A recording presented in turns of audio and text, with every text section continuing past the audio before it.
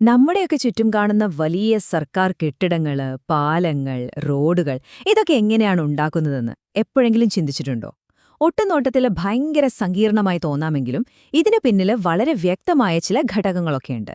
അപ്പോ ഒരാശയം എങ്ങനെയാണ് ഒരു വലിയ നിർമ്മിതിയായി മാറുന്നത്, അതാണ് നമ്മൾ ഇന്ന് ലളിതമായി മനസ്സിലാക്കാൻ പോകുന്നത്. ഒന്നോർത്തു നോക്കൂ, നിങ്ങളുടെ നാട്ടിൽ പുതുതായി പണിത ഒരു സ്കൂൾ കെട്ടിടം, അല്ലെങ്കിൽ എന്നും വൈകുന്നേരം നടക്കാൻ പോകുന്ന ആ പാർക്ക്. ഇതൊക്കെ എങ്ങനെയായിരിക്കും യാഥാർത്ഥ്യമായത്? വെറുമൊരാശയം, പേപ്പറിൽ നിന്ന് മണ്ണിലേക്ക് ഇറങ്ങുന്ന ആ ഒരു യാത്രയുണ്ടല്ലോ, അതാണ് നമ്മളിന്ന് കാണാൻ പോകുന്നത്. ഈ മുഴുവൻ പ്രക്രിയയും എളുപ്പത്തിൽ മനസ്സിലാക്കാൻ നമുക്കൊരു ഉദാഹരണമെടുക്കാം, അല്ലേ? ഒരു പുതിയ സർക്കാർ കോളേജ് കെട്ടിടം പണിയുന്നു എന്ന് സങ്കൽപ്പിക്കുക. അതിന്റെ തുടക്കം മുതൽ താക്കോൽ കൈമാറുന്നതുവരെയുള്ള ഓരോ ഘട്ടവും നമുക്ക് ഈ കോളേജിന്റെ കൂടെ സഞ്ചരിച്ചു മനസ്സിലാക്കാം. അപ്പോ ഈ കോളേജ് കെട്ടിടമാണ് നമ്മുടെ വഴികാട്ടി. ഏതൊരു നിർമ്മാണ പ്രവർത്തനവും തുടങ്ങുന്നതിനു മുൻപ് ആദ്യത്തേതും ഏറ്റവും പ്രധാനപ്പെട്ടതുമായ ഒരു കടമ്പയുണ്ട്: അംഗീകാരം നേടുക എന്നുള്ളത്. ഒരു ഇഷ്ടിക പോലും വെക്കുന്നതിനു മുൻപ് പലതരം അനുമതികൾ വേണം. അതെന്തൊക്കെയാണെന്ന് നമുക്ക് നോക്കാം. പ്രധാനമായും 2 തരം അംഗീകാരങ്ങളാണ് വേണ്ടത്. ഒന്ന്, ഭരണാനുമതി, അതായത് ഈ പ്രോജക്റ്റ് എന്ത് എന്ന് തീരുമാനിക്കുന്നത്. രണ്ടാമത്തേത്, സാങ്കേതികാനുമതി. ഇത് എങ്ങനെ നിർമ്മിക്കണം, എത്ര പണം ചെലവാകും എന്ന് ഉറപ്പാക്കുന്ന ഘട്ടം.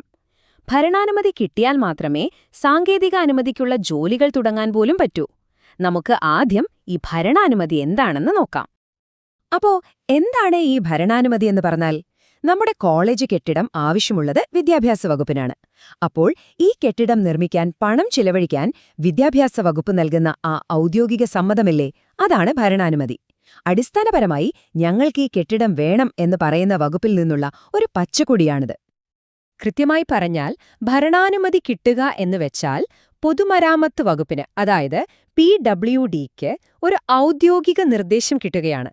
ഇത്ര തുകയ്ക്ക് ഈ ജോലി നിങ്ങൾ ഏറ്റെടുത്ത് ചെയ്യണം എന്നൊരു ഉത്തരവ്. ഇതോടെ സാങ്കേതികമായ ആസൂത്രണം തുടങ്ങാനുള്ള അനുമതിയായി. ശരി, ഇനി അടുത്ത നിർണായക ഘട്ടത്തിലേക്ക് കടക്കാം. ഇവിടെയാണ് എഞ്ചിനീയർമാരും ടെക്നിക്കൽ എക്സ്പേർട്സുമൊക്കെ രംഗത്തേക്ക് വരുന്നത്. പദ്ധതിയുടെ പ്രായോഗികത ഉറപ്പുവരുത്തുന്ന ഘട്ടമാണിത്. ഭരണാനുമതി ലഭിച്ചുകഴിഞ്ഞാൽ PWD നമ്മുടെ കോളേജ് കെട്ടിടത്തിന്റെ വിശദമായൊരു പ്ലാനും ബഡ്ജറ്റും തയ്യാറാക്കും. ഈ പ്ലാൻ സാങ്കേതികമായി കുറ്റമറ്റതാണെന്നും നിർമ്മാണച്ചെലവ് യാഥാർത്ഥ്യബോധത്തോടെയുള്ളതാണെന്നും PWD തന്നെ സാക്ഷ്യപ്പെടുത്തുന്നതിനെയാണ് ടെക്നിക്കൽ സാങ്ഷൻ അഥവാ സാങ്കേതികാനുമതി എന്ന് പറയുന്നത്. ഇത് PWD നൽകുന്ന ഒരു ഗ്യാരന്റിയാണ്. അപ്പോൾ എന്തൊക്കെ കാര്യങ്ങളാണ് ഈ സാങ്കേതികാനുമതിയിലൂടെ ഉറപ്പാക്കുന്നത്? നമ്മുടെ കോളേജ് കെട്ടിടത്തിന്റെ ഡിസൈൻ സുരക്ഷിതമാണോ? വിദ്യാർത്ഥികളുടെ ആവശ്യങ്ങൾക്ക് ചേർന്നതാണോ? കണക്കാക്കിയ ബഡ്ജറ്റ് അധികമാണോ? നിർമ്മാണ രീതി ശരിയാണോ? കണക്കുകൾ കൃത്യമാണോ? ഇങ്ങനെ എല്ലാ കാര്യങ്ങളും സൂക്ഷ്മമായി പരിശോധിക്കും. പൊതുജനങ്ങളുടെ പണം ദുരുപയോഗം ചെയ്യുന്നില്ലെന്ന് ഉറപ്പാക്കാൻ ഇത് അത്യാവശ്യമാണ്. ശരി, ഇപ്പം നമുക്ക് പ്ലാനും ബഡ്ജറ്റും അംഗീകാരവുമെല്ലാം റെഡിയായി. അടുത്തതെന്താണ്? ഈ കെട്ടിടം പണിയാൻ ഒരാളെ കണ്ടെത്തണം, അതായത് ഒരു കോൺട്രാക്ടറെ. സർക്കാർ എങ്ങനെയാണ് ഒരു കോൺട്രാക്ടറെ തെരഞ്ഞെടുക്കുന്നതെന്ന് നോക്കാം. ഈ പ്രക്രിയയാണ് നമ്മൾ ടെൻഡറിംഗ് എന്ന് പറയുന്നത്. ആദ്യം എല്ലാ അനുമതികളും കിട്ടിക്കഴിഞ്ഞാൽ സർക്കാർ പത്രങ്ങളിലും ഓൺലൈനിലുമൊക്കെ പരസ്യം നൽകി നമ്മുടെ കോളേജ് പണിയാൻ താൽപ്പര്യമുള്ള കോൺട്രാക്ടർമാരെ ക്ഷണിക്കും.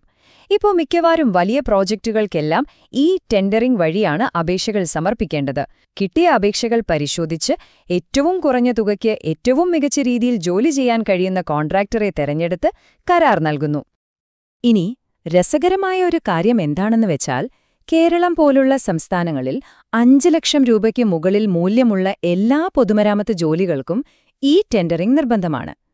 ഇതൊരു ചെറിയ തുകയല്ല. അതായത് ചെറിയ ജോലികളിൽ പോലും സുതാര്യത ഉറപ്പാക്കാൻ സർക്കാർ ശ്രമിക്കുന്നു എന്നാണിത് കാണിക്കുന്നത്. എന്തിനാണ് ഈ ടെൻഡറിംഗ് ഇത്ര നിർബന്ധമാക്കുന്നത്? കാരണം ഇത് അഴിമതിക്കുള്ള സാധ്യതകൾ ഒരുപാട് കുറയ്ക്കുന്നു. ആർക്കാണ് കരാർ ലഭിച്ചത്, എത്ര രൂപയ്ക്കാണ് ലഭിച്ചത് എന്നൊക്കെയുള്ള വിവരങ്ങൾ എല്ലാവർക്കും ഓൺലൈനായി കാണാൻ പറ്റും. ആരാണ് ഏറ്റവും കുറഞ്ഞ തുക പറഞ്ഞതെന്ന് വ്യക്തമായൊരു ഡിജിറ്റൽ റെക്കോർഡ് അവിടെയുണ്ടാകും. അതുകൊണ്ട് രഹസ്യമായ തിരിമറികൾ നടത്താൻ വളരെ പ്രയാസമാണ്. ശരി, ഇപ്പോൾ നമ്മുടെ കോളേജ് പണിയാൻ ഒരു കോൺട്രാക്ടറെയും കിട്ടി. പക്ഷെ ഈ കരാറുകളും പണം നൽകുന്നതും അനുമതി നൽകിയതിന്റെ രേഖകളുമെല്ലാം എവിടെയാണ് സൂക്ഷിക്കുന്നത്? എങ്ങനെയാണ് സർക്കാർ ഇതെല്ലാം ഓർഗനൈസ് ചെയ്യുന്നത്? അവിടെയാണ് നമ്മൾ ഈ ഭരണ സംവിധാനത്തിന്റെ നട്ടെല്ല് എന്ന് പറയാവുന്ന ഓഫീസ് നടപടിക്രമങ്ങളിലേക്ക് വരുന്നത്. എങ്ങനെയാണ് ആയിരക്കണക്കിന് ഫയലുകളും അപേക്ഷകളും തീരുമാനങ്ങളും ഒരു സർക്കാർ ഓഫീസിൽ കൃത്യമായി കൈകാര്യം ചെയ്യുന്നത്? വർഷങ്ങൾക്ക് ശേഷവും ഒരു പഴയ ഫയൽ എങ്ങനെയാണ് അവർക്ക് കണ്ടുപിടിക്കാൻ പറ്റുന്നത്? ഇതിനെല്ലാം പിന്നിൽ വ്യക്തമായ നിയമങ്ങളുള്ള ഒരു സംവിധാനമുണ്ട്. അതാണ് ഓഫീസ് മാനേജ്മെന്റ് മാനുവൽ. ഒരു സർക്കാർ ഓഫീസ് എങ്ങനെ പ്രവർത്തിക്കണമെന്നതിനുള്ള ഒരു മാർഗരേഖയാണിത്. നമ്മുടെ കോളേജ് കെട്ടിടത്തിന്റെ ഫയല് കിട്ടിയാൽ എന്തു ചെയ്യണം? പഴയ രേഖകളുമായി എങ്ങനെ ബന്ധിപ്പിക്കണം? നിയമപരമായ പ്രശ്നങ്ങൾ വന്നാൽ എന്തു ചെയ്യണം? ഓരോ ഫയലും എത്ര കാലം സൂക്ഷിക്കണം? കണക്കുകൾ എങ്ങനെ പരിശോധിക്കണം? എന്നിങ്ങനെ എല്ലാത്തിനും ഇതിൽ വ്യക്തമായ നിർദ്ദേശങ്ങളുണ്ട്. ഓരോ ഫയലും വെറുതെ അങ്ങ് സൂക്ഷിക്കുകയല്ല ചെയ്യുന്നത്. ഓരോന്നിനും അതിന്റെ മൂല്യമനുസരിച്ച് ഒരായുസ്സുണ്ട്. ഉദാഹരണത്തിന്, നമ്മുടെ കോളേജിന്റെ പണി നടക്കുമ്പോൾ വേണ്ടിവരുന്ന ഫയലുകൾ ഭരണപരമായ ആവശ്യത്തിനുള്ളതാണ്. ഓഡിറ്റിനായി സൂക്ഷിക്കുന്നവയ്ക്ക് സാമ്പത്തിക മൂല്യമുണ്ട്. കോടതിയിൽ തെളിവായി ഉപയോഗിക്കാവുന്നവയ്ക്ക് നിയമപരമായ മൂല്യമുണ്ട്. ഭാവിയിലെ ഗവേഷണത്തിന് ഉപകരിക്കുന്നവ ചരിത്രപരമായ മൂല്യമുള്ളവയാണ്. ഈ മൂല്യമനുസരിച്ചാണ് ഓരോ ഫയലും എത്ര കാലം സൂക്ഷിക്കണമെന്ന് തീരുമാനിക്കുന്നത്. അപ്പോൾ ഇത്രയും സങ്കീർണമായ ഈ കടമ്പകളെല്ലാം എന്തിനാണ്? ഇത്രയധികം നിയമങ്ങളും നടപടിക്രമങ്ങളും സാധാരണക്കാരെ ബുദ്ധിമുട്ടിക്കാനാണോ? അല്ല, ഇതിനെല്ലാം വ്യക്തമായ കാരണങ്ങളുണ്ട്. അപ്പോൾ ഇതിന്റെ എല്ലാം പ്രധാനപ്പെട്ട കാര്യം ഇതാണ്: ഈ സങ്കീർണമായ നിയമങ്ങളെല്ലാം ഓരോ പൗരന്റെയും സുരക്ഷയ്ക്കും അവരുടെ പണത്തിനും വേണ്ടിയുള്ള ഒരു സംരക്ഷണ കവചമാണ്. ഇത് കെട്ടിടങ്ങൾക്കുറപ്പുണ്ടെന്നുറപ്പാക്കുന്നു, പണം പാഴായി പോകുന്നില്ലെന്നുറപ്പാക്കുന്നു, എല്ലാ കാര്യങ്ങളിലും സുതാര്യതയും ഓരോ ഉദ്യോഗസ്ഥനും ഉത്തരവാദിത്വവുമുണ്ടെന്നുറപ്പാക്കുന്നു. ചുരുക്കത്തിൽ, ഇത് നമ്മളെ ഓരോരുത്തരെയും സംരക്ഷിക്കാൻ വേണ്ടിയുള്ളതാണ്. അതുകൊണ്ട് അടുത്ത തവണ നിങ്ങളൊരു പുതിയ പാലമോ സർക്കാർ ഓഫീസോ നിർമ്മിക്കുന്നത് കാണുമ്പോൾ അതിന് പിന്നിലെ ഈ നീണ്ട യാത്രയെക്കുറിച്ച് ഓർക്കുക. ഒരാശയത്തിൽ നിന്ന് തുടങ്ങി ഭരണാനുമതിയും സാങ്കേതികാനുമതിയും ടെൻഡറും കടന്ന് നൂറുകണക്കിന് ഫയലുകളിലൂടെ സഞ്ചരിച്ച് യാഥാർത്ഥ്യമായ ഒരു സ്വപ്നമാണ് നിങ്ങൾ കാണുന്നത്.